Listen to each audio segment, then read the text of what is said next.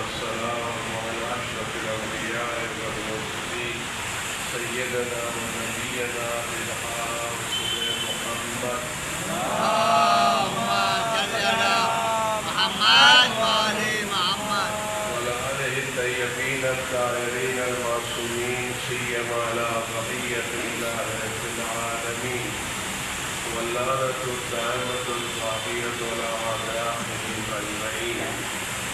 أما بعد قال الله الحكيم في كتابه الكريم بسم الله الرحمن الرحيم من المؤمنين رجال صدقوا ما عاهدوا الله عليه فمنهم من قضى نحبه ومنهم من ينتظر وما بدلوا تبديلا.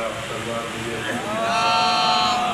صل على محمد وآل محمد. حضرت دعائیں کریں مرحومین کے نام سورہ فاتحہ پڑھتے پھر بات شروع کرتا ہوں.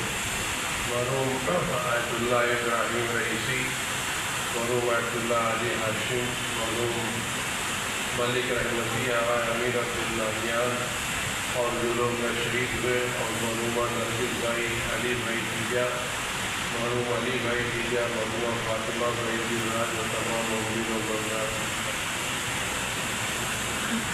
اللهم صل على محمد وآل محمد. من المؤمنين رجال صدقوا ما عاهدوا الله عليه. مومنین میں سے کچھ لوگ ایسے ہیں جنہوں نے اللہ سے جو وعدہ کیا تھا اس وعدے کو پورا کیا. منهم من قضى نحبه، کچھ وہ لوگ ہیں جو شہادت کے درجے پر فائز ہو گئے. ومنهم من ينتظر، اور ان میں کچھ وہ لوگ ہیں جو اپنی باری کا انتظار کر رہے ہیں. وما بدلوا تبدیلا، اور جو اللہ سے وعدہ کیا تھا اس وعدے میں انہوں نے کوئی تبدیلی نہیں کی. خدا وند عالم نے روز اول سے مومنین کی جان و مال کو خریدا ہے، اور اس جان و مال کے خریدنے کے وقت خدا وند عالم ان کو بلندترین درجات عطا کرتا ہے.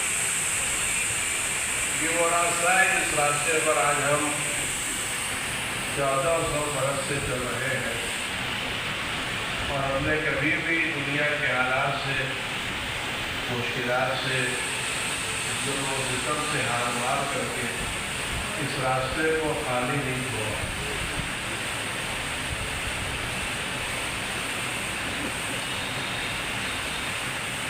ہم پرورش لو قلم کرتے رہیں گے جو دل پر گزرتی وہ رقم کرتے رہیں گے. ہاں گردشیں ہاں سختی ایام ابھی اور بڑھے گی. ہم جو ظلم ہم پر ہو رہا ہے ہم وہ ظلم و ستم کے راستے کو گزرتے آگے بڑھتے رہیں گے. ہم کبھی اپنے راستے سے پیچھے ہٹنے والے نہیں. ہاں گردشیں ایام ابھی اور بڑھے گی. اہل ستم مشق ستم کرتے رہیں گے تو یہ ان کی مشق ستم جاری رہے گی اور ہماری قربانیوں کا سلسلہ جاری رہے گا. ہم ان قربانیوں سے کبھی گھبرانے والے نہیں ہیں. یہ راستہ ہوا ہے جو اہل بیت نے ہم کو دکھایا ہے، اور برائے والا کے رمضان کی دعاؤں میں ہم جو دعا کرتے ہیں ان میں ایک قتلا فی سبیلک فوفق لنا. رمضان کے ہر رات میں جو دعا کرتے ہیں ان دعاؤں میں دعا قتلا فی سبیلک پروردگار اپنے راستے پر قتل ہونے کی، شہید ہونے کی ہمیں توفیق عنایت فرمائے. ہم شہادت کے راستے سے گھبرانے والے نہیں ہیں، بلکہ اس راہ شہادت کے لیے ہم دعا کرتے ہیں. یہ بات طے ہے کہ اہل بیت کے چاہنے والے شروع سے اپنے مشن میں کامیاب رہے ہیں اور دنیا کی سختیوں سے کبھی وہ گھبرائے نہیں. آج کل کے حالات میں آدمی کو دین پر قائم رہنا اور اپنے اپنے عقائد سے سمجھوتا نہ کرنا، اس کی بہت بڑی قیمت چکانا ہوتی ہے۔ آج کا مزاج یہ ہے کہ جو آدمی ذرا سا طاقتور ہو جاتا ہے، اس کی کوشش ہی ہوتی کہ کمزوروں کو جھکائے اور ان کو اپنا تابع فرمان بنائے اور ان کو اپنے اشاروں پر چلے۔ جو ان کے اشاروں پر چلنے کے لیے تیار نہیں ہوتا، اس کو طرح طرح بتایا جاتا ہے۔ کچھ وہ لوگ ہوتے ہیں جو کمزوری کی بنا پر تسلیم ہو جاتے ہیں، اور کچھ وہ ہیں جو ہر طرح کی مشکلات برداشت کرنے کے بعد بھی تسلیم ہونے کے لیے تیار نہیں ہوتے۔ انہیں اس تسلیم ہونے کی قیمت چکانی پڑتی ہے۔ کبھی اقتصادی بائیکاٹ کیا جاتا ہے، کبھی سماجی بائیکاٹ کیا جاتا ہے، لیکن ہم اپنے راستے سے پیچھے ہٹنے والے نہیں ہیں۔ بائیکاٹ کرنا اور اپنے مشن پر باقی رہنا، یہ وہ دو چیزیں جو شروع سے چلی آ رہی ہیں۔ جب پیغمبر اکرم حضرت محمد مصطفیٰ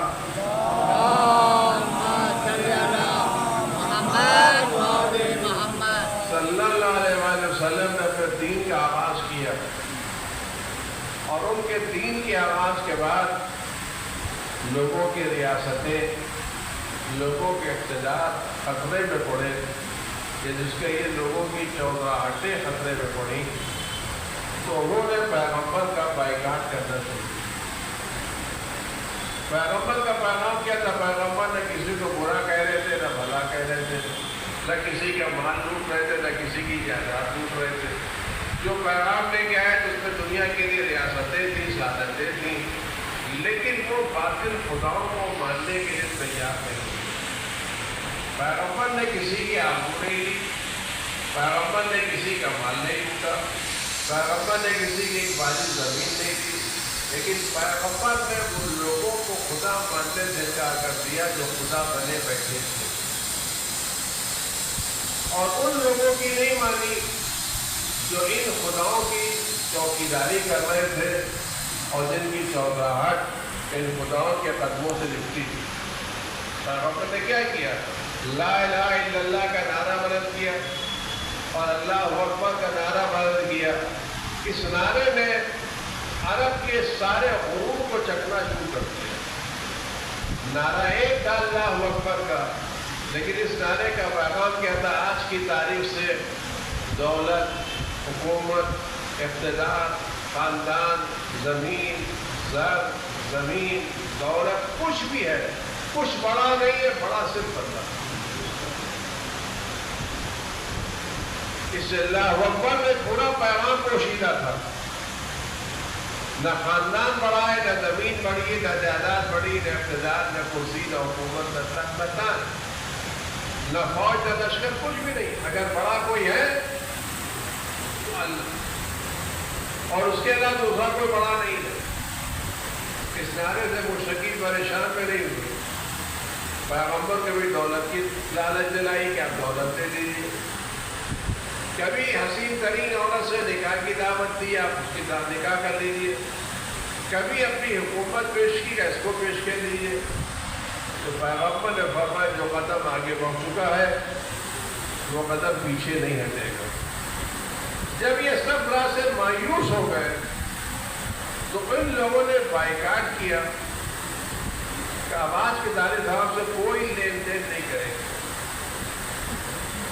کوئی معاہدہ نہیں کریں گے، کوئی آپ سے لے گا نہیں، کوئی دے گا نہیں، کوئی کام نہیں کرے گا، کوئی سلام نہیں کرے گا۔ پوری طرح سے سوشل اور اقتصادی بائیکاٹ۔ باہر نہیں نکل سکتے آپ۔ پیغمبر نے سوشل، اقتصادی، اکنامیکل بائیکاٹ قبول کیا، لیکن کافروں کے مطالبے کے سامنے جھکنا قبول نہیں کیا۔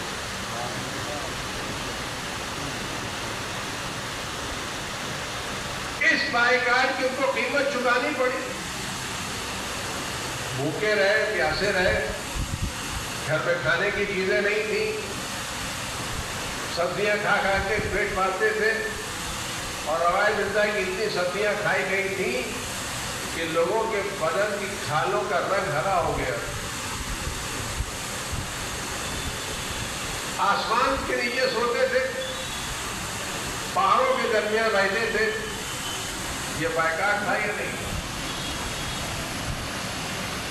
کوئی ایک پیسے کا لین دین نہیں کرتا تھا، لیکن کیا پیغمبر اس بائیکاٹ کے سامنے تسلیم ہوئے؟ آخر میں جیتا کون؟ بائیکاٹ کرنے والے جیتے یا جن کا بائیکاٹ کیا گیا تھا وہ جیتے؟ جیتا کون؟ بائیکاٹ کرنے والے جیتے یا جن کا بائیکاٹ کیا گیا تھا وہ جیتے؟ مضبوط کون ہوا؟ بائیکاٹ کرنے والے جن کا بائیکاٹ کیا گیا تھا۔ اگر دنیا نے پیغمبر کی تاریخ سے یہ سبق لیا ہوتا تو آج دنیا انقلاب کے بعد ایران کا بائیکاٹ نہ کرتی۔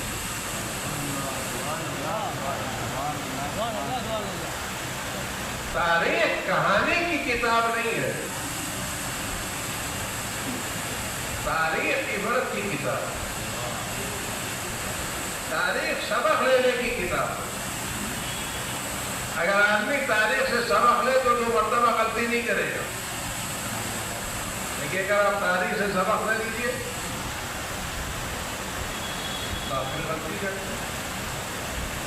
تو کل بائیکاٹ کر کے کافر پچھتا رہے تھے، آج انقلاب کا بائیکاٹ کر کے ساری دنیا پچھتا رہے۔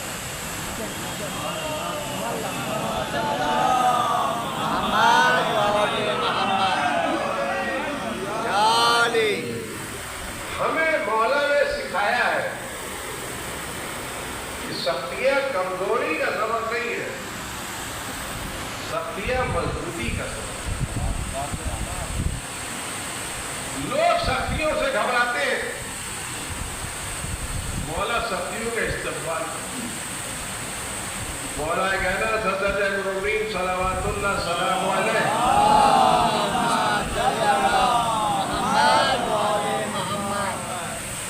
کیا بہترین مثال دی ہے کہ ایک طرف جو گھر کی چہار دیواری میں پروان چڑھتا، جس کو بہت زیادہ دھوپ نہیں لگتی، بہت زیادہ ہوا نہیں لگتی، بہت زیادہ پتیاں نہیں لگتی، گھر کی چار دیواری میں پروان چڑھتا ہے نام و نیم کے ساتھ، اور ایک درخت صحرا میں پروان چڑھتا ہے جس پر دھوپ پڑتی ہے، لو پڑتی ہے، بھیڑے پڑتے ہیں، گرمی آتی ہے، برسات آتی ہے، جانا آتا ہے، اس کو سینچائی کا پانی بھی کم ملتا ہے۔ ان دونوں درختوں میں لکڑی کس کی مضبوط ہوتی ہے؟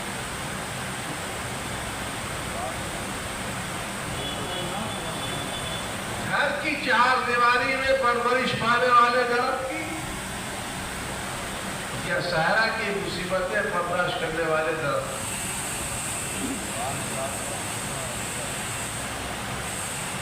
اگر آپ اپنے گھر میں لکڑی کا ستون بنائیں یا شہدی ڈالیں تو آپ گھر کی لکڑی کو لائیں گے یا بازار کے صحرا کی لکڑی؟ اور آج والا کی مثال نے ثابت کر دیا کہ لوگوں نے سختی ڈال کر کے ایران کو مضبوط کیا، کمزور نہیں کیا۔ اگر آج یہ کمزور ہو گیا ہوتا تو دنیا اس کو نظر میں نہیں لاتی، دنیا اس کے لیے حساب کتاب نہ کھولتی، دنیا اس کی مخالفت نہیں کرتی۔ آپ نے دیکھا ہے کوئی بہت بڑی پارٹی اور ایک بہت بڑا نیتا محلے کے چھوٹے سے نیتا کا نام دے کے اس کی مخالفت کرے؟ اگر مخالفت ہو رہی جس کا مطلب ہے کوئی چیز بڑی ہے، تو ہم حالات سے گھبراتے نہیں ہیں۔ اور ایران کی زمین بنجر نہیں ہے، یہ زرخیز زمین ہے، یہ شہید پرور زمین ہے.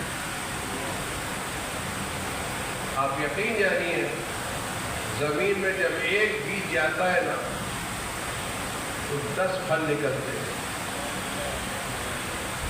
بیج ایک زمین میں جاتا ہے، پھل 10 نکلتے ہیں. اگر ایک شہید ہوا ہے تو مائیں 10 شہداء کو قربان چڑھا کے قوم کو عطا کرے.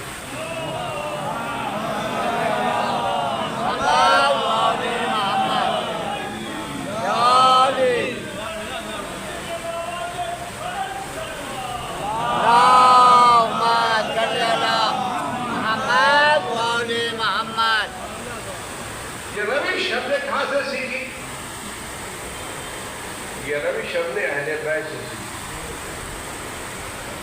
آپ یقین جانیے اگر آج یہ ایران اہل بیت کا چاہنے والا نہ ہو اور اس میں امام علی ابن موسیٰ رضا کا روضہ نہ ہو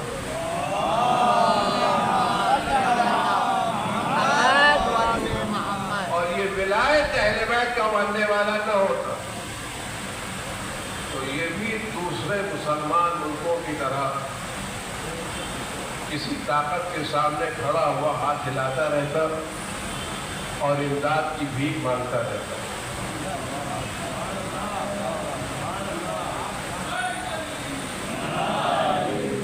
یہاں جو تقویت ہے،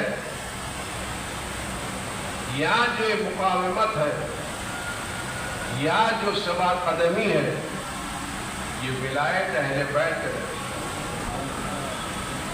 یہ اس خون کا نتیجہ ہے جو اہل بیت کی ولایت کے نام سے رگوں میں جاری ہے. یہ بھی سب تمام مشاہد حجری کے خون کی تاثیر ہے. ہم اس قوم کے ماننے پر آج ہم کو جو طاقت دی گئی ہے، جو قدرت دی ہے، وہ اہل بیت کی تعلیمات کا ہے.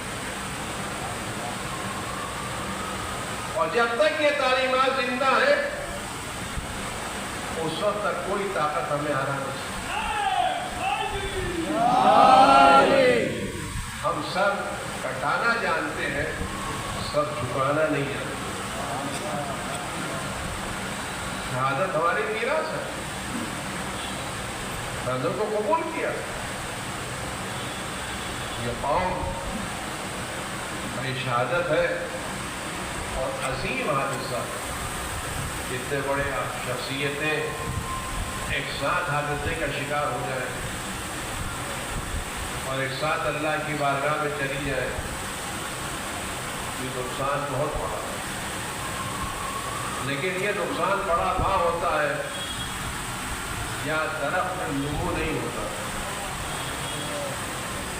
جو تر و تازہ درخت ہوتے ہیں اس میں اگر آندھی سے 2-4 پھل گر جاتے ہیں تو پھر پانی برسنے سے 2-4 پھل نکل بھی آتے ہیں.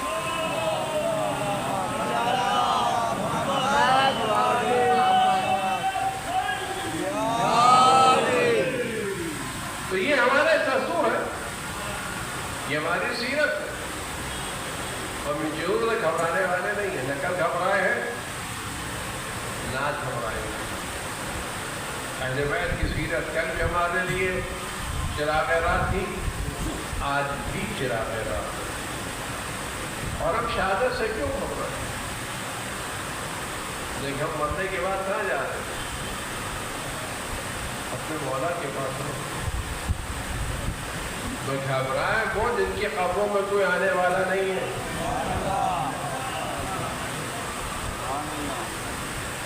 جن کا کوئی پوچھنے والا نہیں ہے. وہ کیوں گھبرائیں جن کے قبر میں علی آنے والے، حسن آنے والے، حسین آنے والے، اہل بیت آنے والے.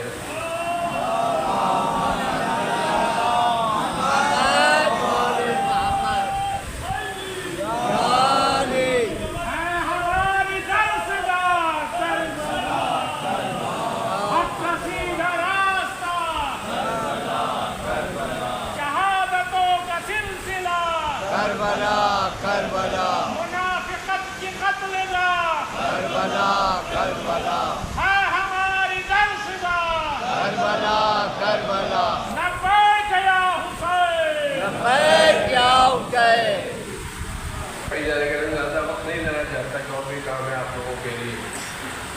شہادت ہمارے کیا ایک تحفہ، ایک تمنا، ہم شہادت سے گھبراتے ہیں، اور اس کی دلیل یہ ہے ہمارے کہ جب بچہ پیدا ہوتا ہے تو سب سے پہلے اس کی زمین پر کربلا کے خاک رکھتے ہیں تاکہ پہلا ذائقہ اس کو شہادت کا ذائقہ ملے۔ ہم اذان کہتے ہیں، اقامت کہتے ہیں، کربلا کی خاک زمین پر رکھتے ہیں، زمان پر رکھتے ہیں تاکہ بچہ روز اول سے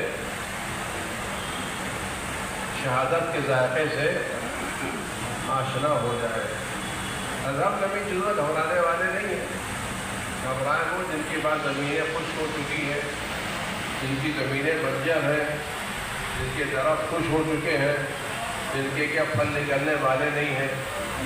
ہم خون شہداء سے سیراب زرخیز زمین رکھتے ہیں۔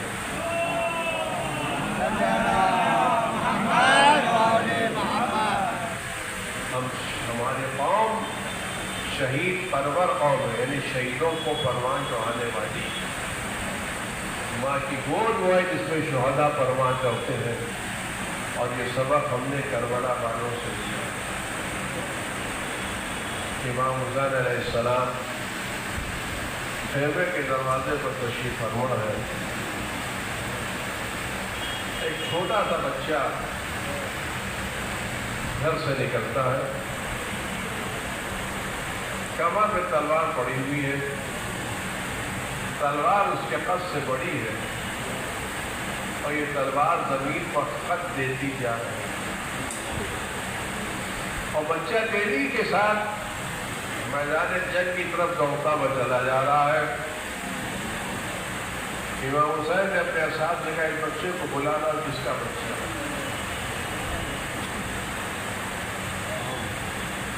ہمسن بچہ آتا ہے، امام حسین اس کو اپنی گود میں بٹھاتے ہیں اور اس کے سر پر ہاتھ پھیرتے ہیں، اس سے میرے لال تم کدھر جا رہے ہو؟ مولا پر مقصد کی طرف جا رہا ہوں۔ تم نے اپنی ماں سے اجازت دے دی ہے؟ بچہ امام حسین کو دیکھتا ہے، کہتا مولا یہ لباس میری ماں نے پہنایا ہے، یہ کمر میں تلوار میری ماں نے لگائی، مقصد کی طرف میری ماں نے بھیجا۔ پوچھا تم کس کے بیٹے ہو؟ کہا میں مسلم دنیا ہوں، سجا کر۔ امام حسین نے فرمایا بیٹا واپس جاؤ، تمہاری والدہ کے لیے تمہارے باپ کا غم کافی ہے۔ ادھر امام حسین کی زبان مبارک سے جملے نکلے، ادھر خیمے کے پیچھے سے آواز ہے مولا وہ مسلم کی قربانی تھی، یہ بیوہ کی قربانی۔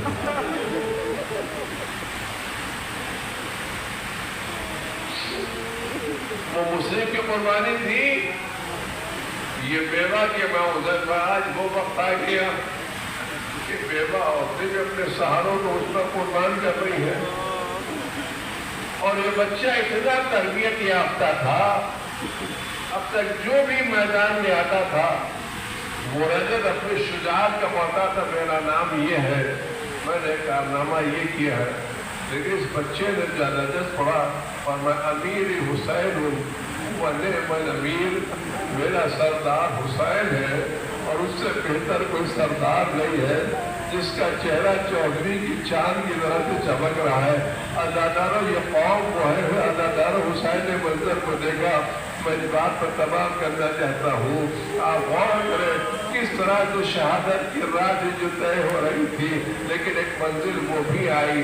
عزاداروں جب شہادت کی منزل ہے، حسین غفیر ہو کر کے زمین پر بیٹھے ہوئے ہیں۔ ایک پتہ امام حسن کا بیٹا عبداللہ ابن حسن 14 برس کی عمر ہے، باہر نکلتا ہے، اور دوڑتا دوڑتا چچا کے پاس آ جاتا ہے. چچا کے پاس امام حسین کے سامنے کھڑا ہو جاتا ہے. ایک ظالم تلوار اٹھاتا ہے اور امام حسین کو مارنے کی کوشش کرتا ہے. یہ چھوٹا سا بچہ اپنے ہاتھوں کو بڑھا دیتا ہے. کہتا ہے مجھے مارنا ہے تو میرے ہاتھ کو قدم کر, میرے چچا پر تلوار نہ اٹھا, میرے چچا پر تلوار نہ اٹھا, میرے چچا پر تلوار نہ اٹھا. ظالم نے تلوار ماری, اس بچے کے دونوں ہاتھ الگ ہو گئے. حسین نے اس بچے کو گلے سے لگا لیا. ایک تیر آیا اور بچہ حسین کے آغوش کے سامنے اللہ کی خدمت میں پیش ہو گیا. وَسَيَعْلَمُ الَّذِينَ ظَلَمُوا أَيَّ مُنقَلَبٍ يَنقَلِبُونَ وَسَلَامٌ عَلَى الْمُرْسَلِينَ وَالْحَمْدُ لِلَّهِ رَبِّ الْعَالَمِينَ. پروردگار